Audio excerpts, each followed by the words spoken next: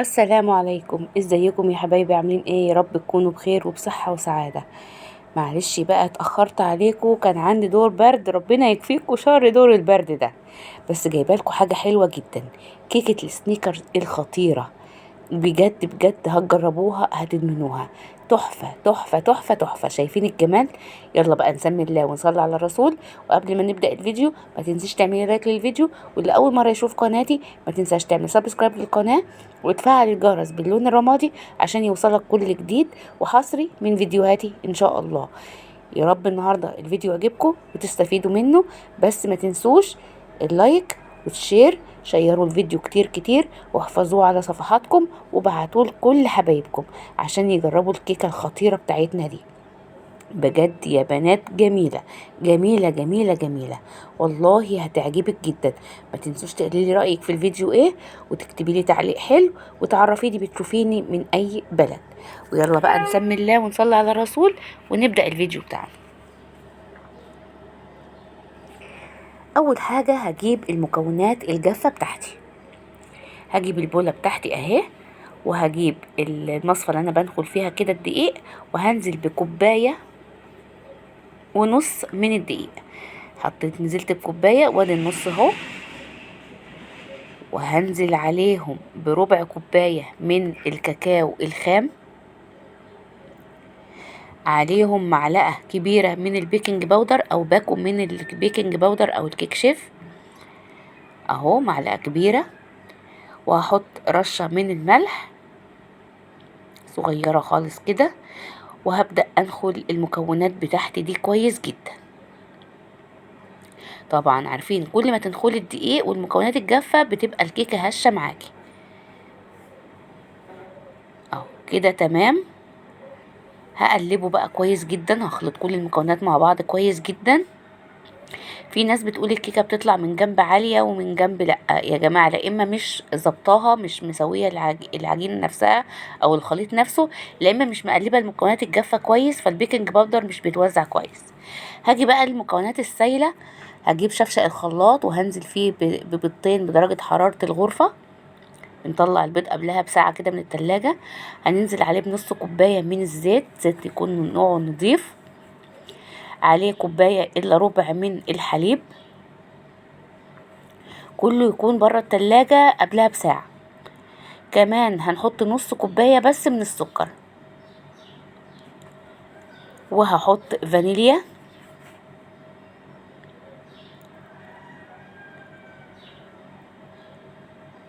وهحط نص معلقة من النسكافيه او القهوة سريعة الذوبان، اي نوع طبعا، المصري موجود منه انواع كتير. وهنضرب ده كله كويس في الخلاط مش اقل من 5 دقايق. بعد ما خلطتها كويس، شايفين اللون بقى جميل ازاي؟ حطيت النسكافيه ليه يا سمية او القهوة سريعة الذوبان ليه؟ عشان بتعزز طعم الكاكاو، فبتظهر طعم الشوكولاتة في قلب الكيك. اقلب بقى كده في اتجاه واحد لغاية ما يختفي خالص المكونات الجافة معايا، زي ما متعودين بنعمل اي كيكة. انا مقلله السكر، حاطه نص كوبايه سكر عشان احنا لسه هنعمل السنيكرز اللي هيبقى فوق الكيك اهو. قلبي كويس، ما تبلغيش قوي لغايه ما المكونات الجافه كلها تختفي معاكي، ومبقاش فيها اي تكتلات ولا اي حاجه. بعد كده هشيل بقى المضرب، ادي الخليط بيبقى كده خفيف، لا مش تقيل قوي ولا خفيف قوي. هجيب الاسباتولا بتاعتي وهقلب كده علشان اتاكد ان مفيش اي مواد جافه ما اختلطتش كده اهو. كده تمام، كده الخليط بتاعي جاهز. شفت خليط الكيك عامل ازاي؟ شفت السمك؟ هجيب بقى البايركس بتاعي، انا دهناه دهنه من الزيت، وهنزل فيه بخليط الكيك بتاعي. لو وصلت معايا في الفيديو لغايه هنا ما تنسيش تعملي لايك للفيديو وتصلي على الحبيب صلى الله عليه وسلم. شايفه انا بفرد العجينه ازاي في قلب الصينيه، وبعود شيش طاووق كده او سكينه او اي حاجه، وبعمل خطوط عشوائيه رايح جاي عشان اي فقاعات هوا تخرج. دخلتها الفرن لمده نص ساعه على درجه حراره 180، وخرجتها اختبرتها بعود الشيش طاووق كده طلعت نظيفه، يبقى استوت. هخرمها كده كام خرم كده بعود الشيش طاووق زي ما انت شايفه. طبعا هي دافيه مش سخنه قوي، انا سبتها بقت دافيه، هديت شويه. وبعد ما خرمتها كده هجيب الكوباية من الحليب وهسقي بيها الكيكة بتاعتي عشان تبقى طرية وحلوة جدا وانت بتاكليها. هي بصراحة الكيكة طالعة تحفة. هركنها بقى على جنب ويلا نشوف الطبقة التانية هنعملها ازاي. هجيب معايا كوباية من الحليب هنا اهي، وهقلب فيها معلقتين من النشا، معلقتين هرمين كده اهو زي ما انت شايفة من معلقة الاكل من النشا. هدوبهم كويس جدا في كوباية الحليب. لازم تدوبي النشا كويس. بعد كده هنروح على النار بقى، هنحط حلة كده على النار او طاسة المتاح عندك، وهنزل فيه بكوباية من السكر الحبيبات. حاولي ترشيها كده وتوزعيها تبقى متساوية في قلب الطاسة او الحلة. وهسيبها على النار مش هقلبها لغاية ما تبدأ تسيح من الاحراف كده زي ما انت شايفة اهو بدأت تسيح. فهقلبها بقى لغاية ما السكر يسيح معايا خالص ويتكرمل.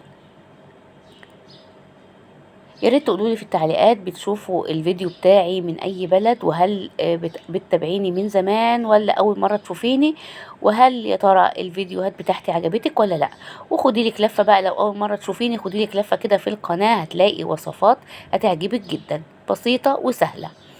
السكر بدأ يسيح معايا خالص اهو، هدني اقلب فيه باستمرار على نار هادية مش عالية قوي عشان ما تحرقش منك، لغاية ما السكر كله يدوب تماما. زي ما انت شايفه اهو بدأ يدوب، ما بقاش فيه الا حاجه بسيطه خالص. بقلب برضو باستمرار وعلى نار هاديه لغايه ما يختفي اي سكر كله يسيح. صوص الكراميل ده تحفه تحفه. لو عايزاه خفيفه عن كده بتحطي معلقه واحده بس من النشا.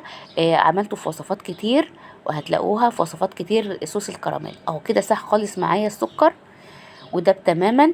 هجيب بقى مكعب من الزبدة أو معلقة كبيرة من الزبدة أو السمنة المتاح عندك، وهقلبه كويس مع السكر لغاية ما الزبدة تدوب تماما وتختفي مع السكر بعد ما تكرمل. الزبدة دي بتفرق جدا، بتدي طعم حلو جدا للكراميل.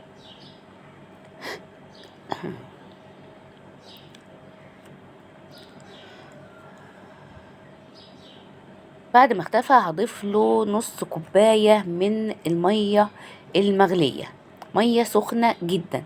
ليه مية سخنة يا سمية؟ عشان السكر يفك معايا على طول، ما يشدش ويمسك ويبقى صعب انه يفك. ايه ده كده هيفك معايا على طول مش هياخد وقت. تقلبي باستمرار لغاية اي تكتلات اتجمعت تاني تدوب معاكي اهو زي ما انتوا شايفين رجع سيل تاني خالص اهو.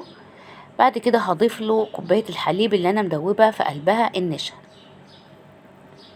يا ريت تعملوا الكراميل ده في طاسة او حلة تكون لونها فاتح عشان تشوفوا اللون بتاعكم. هبدأ اقلب بقى باستمرار لغاية ما الخليط يتقل معايا ويبقى صوص كراميل زي ما انتوا شايفين كده ناعم جدا وكريمي وتحفة. هنزل فيه بكوباية من السوداني المحمص طبعا مش مملح، السوداني بتاع الحلويات، وهقلب كويس جدا لغاية ما يختلط كله مع بعضه. بعد كده هاخده على الكيكة اللي انا سقيتها بالحليب وهنزل صوص الكراميل بالسوداني. حلة سخنة جدا خدوا بالكم عشان الكراميل دي حرقته بفورة. هنزل كل الكمية بتاعتي وهسويها بقى كده على الكيكة، افردها واخليها طبقة متساوية وهسيبها بقى لغاية ما تبرد خالص وادخلها التلاجة لمدة ساعة. وهتشوفوا الجمال طالع عامل ازاي. عندك صوص شوكولاتة ممكن تزوقيها بصوص شوكولاتة او اي حاجة تحبيها او خيوط من النوتيلا. انا عملتها زي ما هي بس كده. هتقطعها بقى هتقطعي بالحجم اللي انت تفضليه.